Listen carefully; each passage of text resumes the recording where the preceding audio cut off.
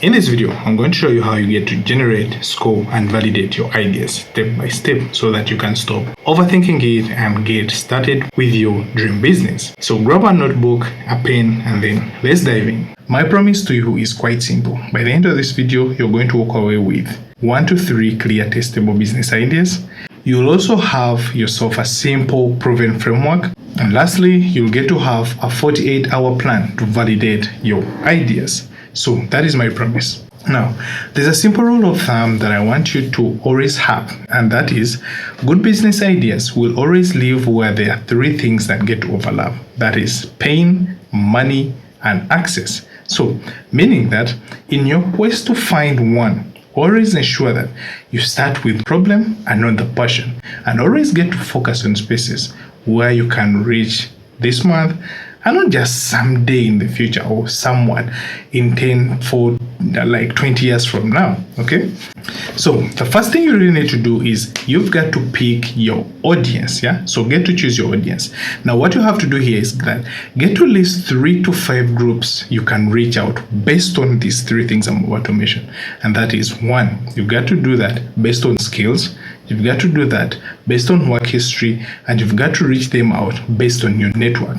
So when it is a skills, what is it that you know how to do? What is it that you're knowledgeable about? What is it that you can do better than someone else? When it comes to work history, who have you helped with? Who have you worked with? Have you worked with organizations? Have you worked for someone? Have you been paid to do some sort of work in the skills that you have? So get to do that. Examples I can give here are 1, you can target students, you can target border operators, you can target gym owners, you can target new parents, you can target patients, more so if you're dealing back pain or if you're a chiropractor. So all that get to matter. But your task today is that get to pick just one audience so that we can stay focused. I don't want us to leave this video with you not understanding some of the things. Okay, now after that, I want you to ask yourself, what are the painful jobs this audience is trying to get done?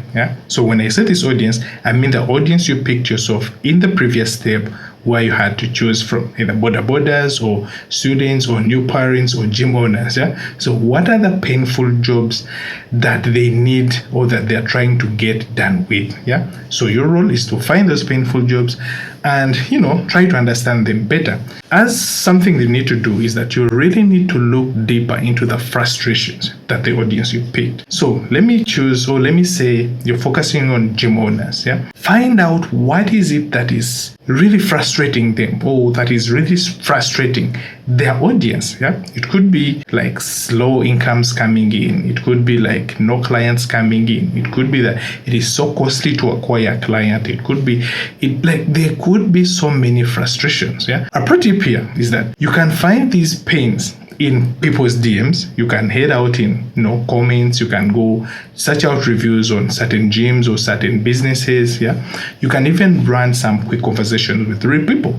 So reach out to people that visit certain gyms that you're trying to target and ask them what are the frustrations that you get to have with certain gym. Maybe if it is not the people, ask the gym owners, reach out to them and ask them, what are some of the frustrations that you're having as a gym business owner or as a gym owner? If it is border riders, it is so easy. Just ask the border guys, like, what are the frustrations that you get to have within your line of duty or your line of work? And they will gladly be open to tell you what these are. So that is a pro tip. Next up, I want you to flip the pain into desired results. So get to define the desired result that you want your targeted audience to achieve. And a guiding question that I want you to ask yourself is that what outcome would feel like it's a win for your new target audience? And then when you get to understand that, then make it measurable. Okay, so the way you make it measurable, you say maybe you get to save them 5 hours, or maybe you get to get them 10 new leads every hour or every day or every week, or maybe you get to reduce their costs of running a gym membership or their cost of running a gym by 20%. Because the thing I want you to understand is that clarity of results is more powerful than a long list of features. You can have 20 features in your gyms, or you can have 20 things that your gym needs to do. But if you don't have clarity on the kind of results that you get to give your target audience, then trust me, you're going to lose out on that. Now, with step 4, I need you to look deep down in you and ask, what assets do you have already as a person or as someone who is trying to target these people? Yeah, I want you to think about your skills, the knowledge you have, the tools you have, are there templates that you have? Do you have an existing network? Do you even have suppliers? Again, let me just take an example of running a gym business. As part of the assets would be, do you have the skills that are required to run like a gym business? If you have that, then that's a check. Do you have the knowledge to even get people lose weight? Check that if you have it. Do you have the tools? Do you have the equipment? Do you have everything that is required? Treadmills, dumbbells, like lifts, weights, and all that? If you do, that's a check. Do you get to have templates that you will sell to them, you will give to them in their journey of losing weight? Do you have that? Then if you do, check it. Do you have the network? Do you have people you can reach out to, build a community from, or people that know people that know people that want to come to your gym? If you do that, then that's an A+.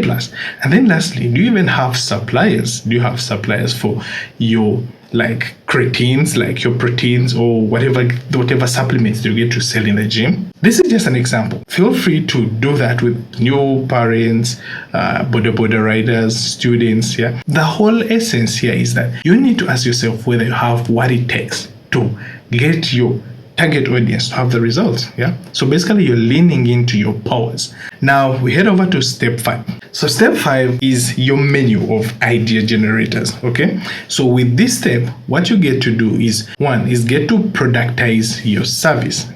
If you've been running a business, or maybe a gym business, try to find means of how you can productize that service of running a gym into maybe a product. One way I could think of is, maybe I would sell supplements. I will sell branded supplements for my gym. That is one way I could think of productizing the gym business. Because you can't productize a service in an instance, but the closest I could come up with is come up with supplements that I know of that will give my clients better results, and then get to sell them. That is a product. 2, get to apply existing models to a new niche. So let me assume you're in a new niche of a gym, and previously you've been working as a content creator. So what modes of content creation do you see that you can apply in your gym, like running a gym membership?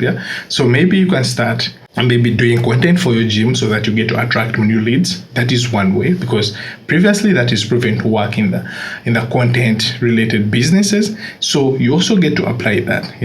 So you can think of like after services. Maybe you're a teacher, you sell your knowledge also, and then one of the models that you apply is you get to do after sales.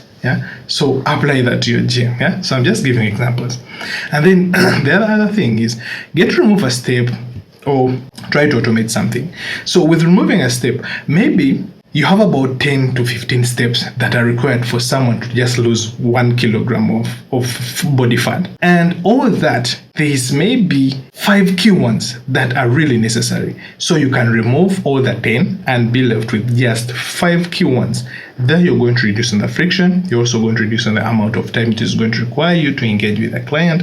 And it is also going to shorten the activities that you have to take as a person or as a gym owner to get people see instant results. And then the other part of automation, maybe if you're trying to sell people on joining your gym, you can automate it. Instead of doing physical calls manually, you can just use AI to reach out to people and say, yo, this gym ABCD around the corner, just come and do the gym. Or maybe you have physical books where you get to write your clients, today they have come in, today they didn't come in. Just try to get a CRM that could help you do that. So start automating the process. The other thing is, get to bundle or unbundle an offer. So you know how you get to have a grand slam offer that you say, if you're running a gym, I'll give you a gym track for you to start with. You'll get supplements, you get templates, you get after gym service, maybe sauna and all that. So if that works for you, then provide that bundle. In other instances, that may not even be necessary. Maybe get to unbundle it. Just sell the after sale service. Say you'll have to pay for you to access sauna or buy these supplements. They are not part of the gym member. They are not part of the package of the gym, but you can get to buy it on its own or as a standalone product. So that's what it means to bundle or unbundle an offer.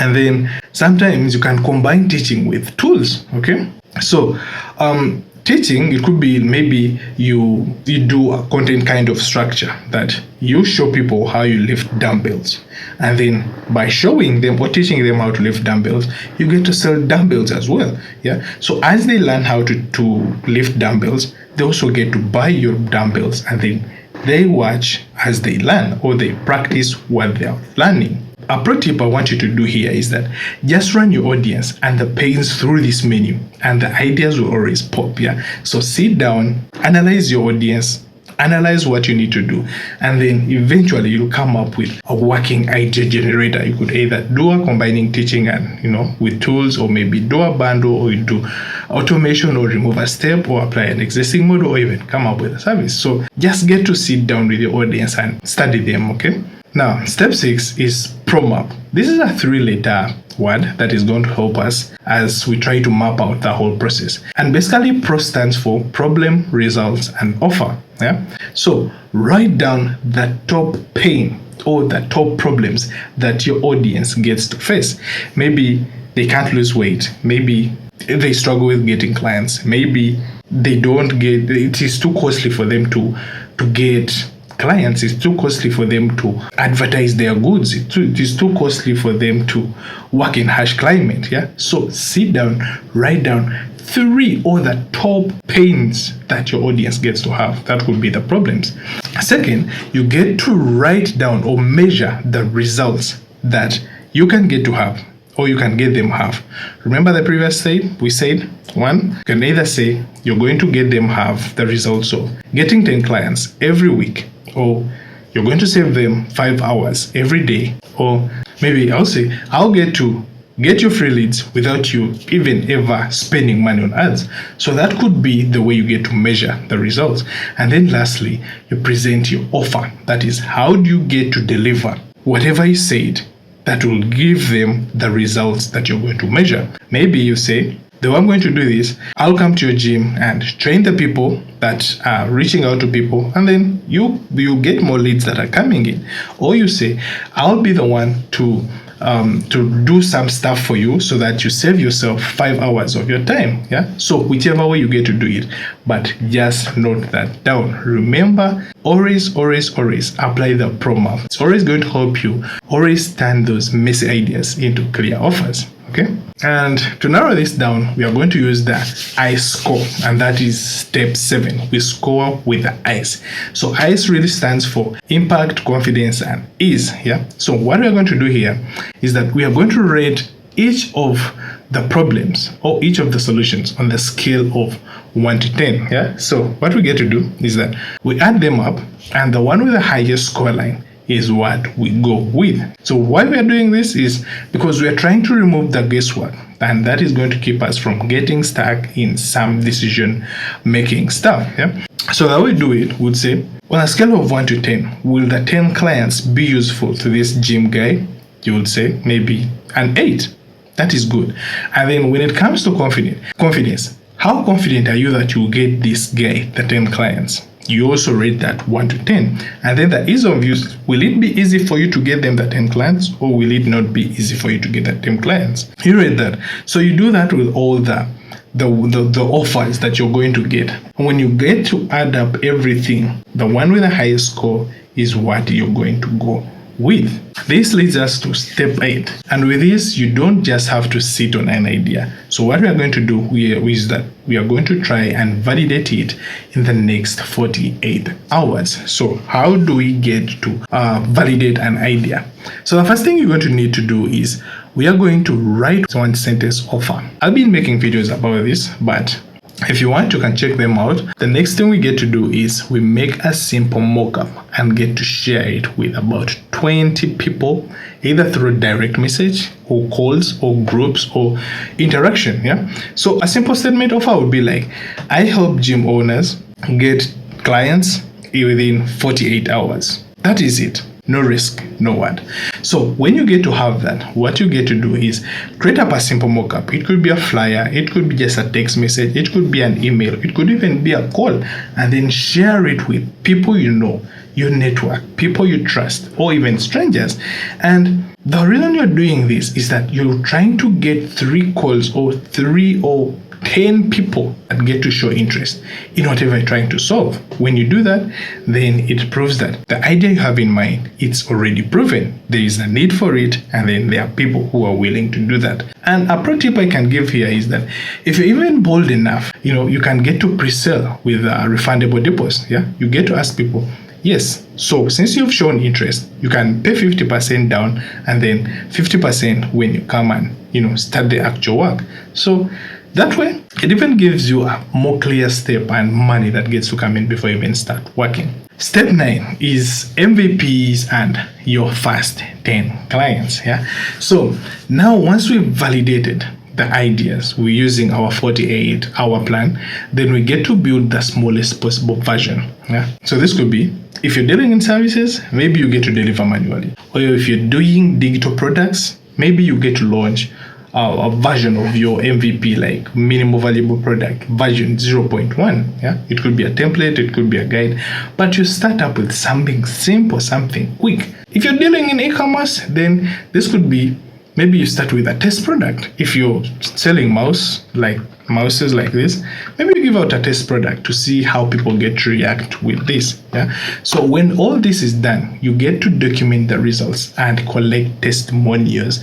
That is the most important thing, yeah, because at some point you get to understand why this is so key. So start up to do that. If it is services, I already told you, do it manually. That maybe I'll just come there, do it manually, see how it works, and then you give me your you give me your testimonial about how you found my work to be.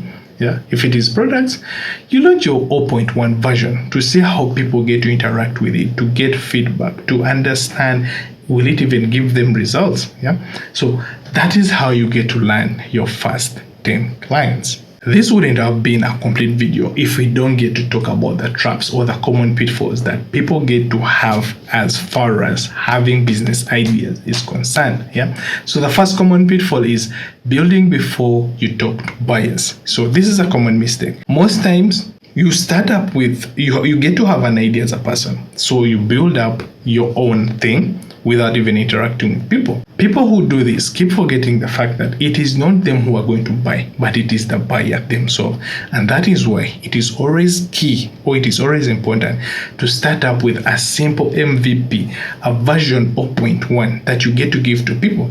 So when you get feedback, or when they validate that, oh, this gets to work, oh, this provides good results, and they give you testimonials with it, then go ahead and focus on improving that. Yeah? So if you get to make a mistake and build something without getting feedback from the people that you want them to, or with the target audience that you think is going to use that, you're going to end up with a product that people hate, that people don't like, that people won't even get to use. And that will lead to loss of money and sometimes a failure of your business. Yeah. So that is one. The second one is picking ideas that are too broad. Yeah. So with this, I wouldn't even want to say much, because all the famous entrepreneurs that I know of, they always advise one thing, and they always have this common saying that money is in the niches. They always advocate for people to niche down. When you try to pick an idea that is too broad, you end up losing people. There's this catchphrase that Sean Kano always uses, that when you chase too many rabbits, you end up catching none. And it is the same thing that applies to picking an idea that is too broad, because with the broad idea, it's like you're targeting each and everyone. And the fact that you're trying to target each and everyone, there are higher chances that you might end up not even getting one person interested in your thing. Yeah. So always niche down and focus on that specific target group that you're trying to reach out to. If it is boda guys, let your idea be strictly for boda guys. If it is students, let it be strictly for students. If it is new parents, don't add anyone else, just focus on new parents, and that's it. And then lastly is failing to set a clear validation metrics. Yeah. The key metrics is that you should track as far as validation is getting the results, and 2 is getting a clear testimonial. So if you fail to get clear validation metrics, that is results and testimonial, this is always going to haunt you, because you will not even get to know what gets to work out. What products is it that people want to have? What is it that is demanded most in the market? Yeah. So these are the top 3 common pitfalls. Just as a recap, we say you're getting too broad, you don't validate, and you build too soon. So avoid this at all costs if you can, because if you avoid this, you're going to save yourself months of wasted effort, and you're going to kickstart off your business from high ends that most people don't even get to have. So now it's your time. In the comment section, I want you to share your chosen audience, their top pain points, and a 1 pro line that you came up with. I'll get to reply with a feedback, and not only that, I'll also even get to write you an outreach script personally crafted by me, so that you can use it to target that audience. And lastly, if you haven't subscribed, please do, so that you don't get to miss out on the next video, where I'll get to show you 3 things every business needs to have if they need to survive for a longer time.